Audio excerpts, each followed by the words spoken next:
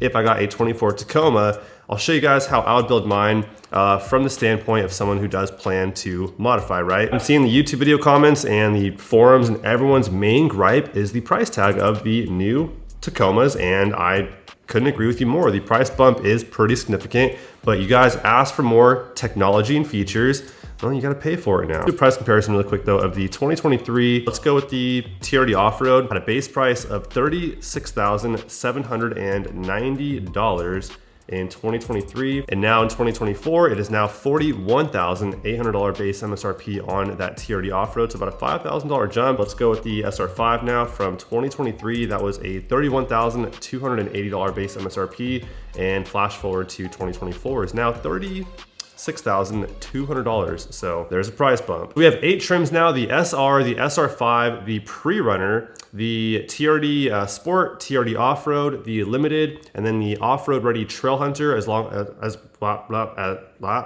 with the TRD Pro. So let's touch on the SR really quick. The base MSRP of the work truck version is $31,500, and you can't really option much into that. You can do the SR upgrade package on it, including delivery and handling, brings it up to about $40,000, and it gives you really just kind of the basic stuff like bed lighting and parking assist, automatic braking, bed rails with the cleats, and it also comes detuned to 228 horsepower. Wow. Although it's the same engine as the standard iForce. SR5 comes with the non-detuned 278 horsepower, 317 pound-feet of torque, and of course a few more creature comforts, along with the ability to option more things into your package. You also get coil springs in the rear, at least on the double cab version. The trim designed for desert running, the TRD Pre-Runner, comes in 2-wheel drive, the 6-foot bed, locking rear diff, bigger front brakes. The back is replaced with storage. The 6-foot bed definitely makes it a utility focused trim for sure. Base MSRP of $38,100. Moving on from that is the TRD Sport, the lowest trim available with the iForce Max, which is the hybrid system. TRD Sport comes with the door color match. There we go. Door handles are color matched. The body, we have the 18-inch TRD wheels, the TRD Sport tuned shocks, that hood scoop in the TRD hood there. Aluminum pedals as well. That's right. Aluminum. Same but different. Now stepping into the TRD Off-Road, we get the Bilstein shocks, the Under Armour, you have the multi-terrain select, the locking rear diff, and the optional sway bar disconnect, a pretty cool feature right there. Moving on from the TRD Off-Road, we have the Limited. That is for the distinguished gentleman. I mean, this thing is just decked out. You have the adaptive suspension, 14-inch screen standard on the TRD Off-Road. It's an optional thing, but does not come standard. On the Limited, it does come standard. And sadly, on the SR5, you can't even option the big screen into it. But there are some trade-offs though, and I will get into that in a minute. For the Limited, you get the JBL premium sound standard and the digital rearview mirror, a moonroof, 18-inch chrome wheels, power up and down tailgate, and retractable side steps.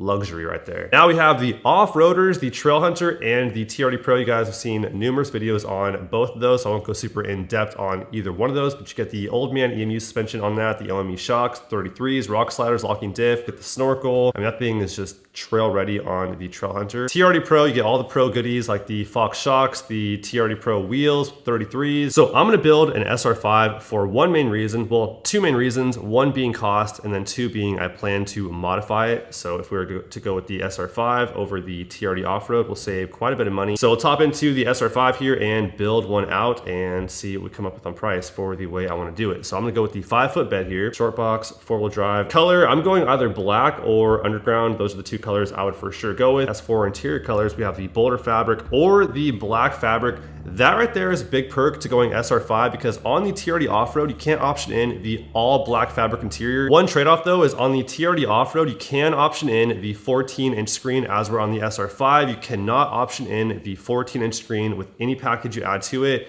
You just can't do it, unfortunately. But here are the options here. As you guys can see, we can itemize a few things like deck rail plus cleats, heated seats with options, which will be heated seats plus the deck rail. Then we have the upgrade packages for the SR5, ranging from $3,075 up to $3,870. That'll include things like your heated seats, the wireless charging pad, the sliding rear window, parking sensors, things of that nature, all of your creature comforts. I'm gonna add this SR5 upgrade package right here with options for $3,720, leather trim steering wheel and and shift knob, JBL premium sound system with the flex portable speaker that pops out of your dash there, wireless charging, automatic climate control, front and rear parking assist with the automatic braking, LED bed lighting, easy lower tailgate, trailer brake controller, and the power horizontal rear window. Leather trim steering wheel and the shift knob, those are the two places as a driver you touch the most inside of your truck, the wheel and the shift knob, right? So having those feel like quality is definitely gonna be a nice touch for sure. The JBL premium audio sound, definitely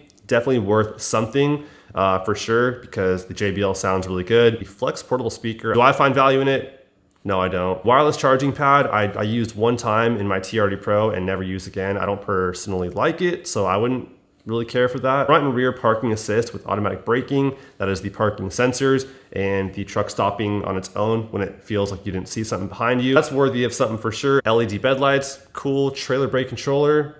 I think I speak for the majority of us when I say we're not towing really much of anything with our Tacomas. And a power horizontal rear window. The window's like this big, first of all, so it's very, very small, and it just makes the window look a lot busier in the rear. I think it looks way cleaner. It makes the whole windshield in the rear look a lot bigger without having that centerpiece there sliding in the middle. So that being said, I'm sure a lot of you guys can find value in a lot of these things. So I'll add it to the breakdown here initially anyways, and then I'll remove it. But I wouldn't actually want to add that to my build if I were building my Tacoma Custom. The total amount as built with the SR5 upgrade package on it, $45,615 including delivery too. So now I'm gonna remove the SR5 upgrade package and see what it totals out to without that added to it. Now it's pretty much bare bones. We just have the 4-wheel drive now, the automatic transmission, double cab 5-foot bed with the black fabric, and I added the deck rail plus cleats for $70. That came to $41,965. Now I'm gonna build the TRD Off-Road and do it the exact same way as the SR5 with the short box, crew cab, 4-wheel drive. Now I'm gonna find a very similar package to the one I added to the SR5, which will be the TRD Off-Road upgrade package here for $4640. So we'll add that one right there. So with the $4,640 upgrade brings my TRD Off-Road to $49,035. The package to the TRD Off-Road is more than added to the SR5. So it's $3,400 worth it for the shocks, the wheels, the skid plates, the locker, the drive modes.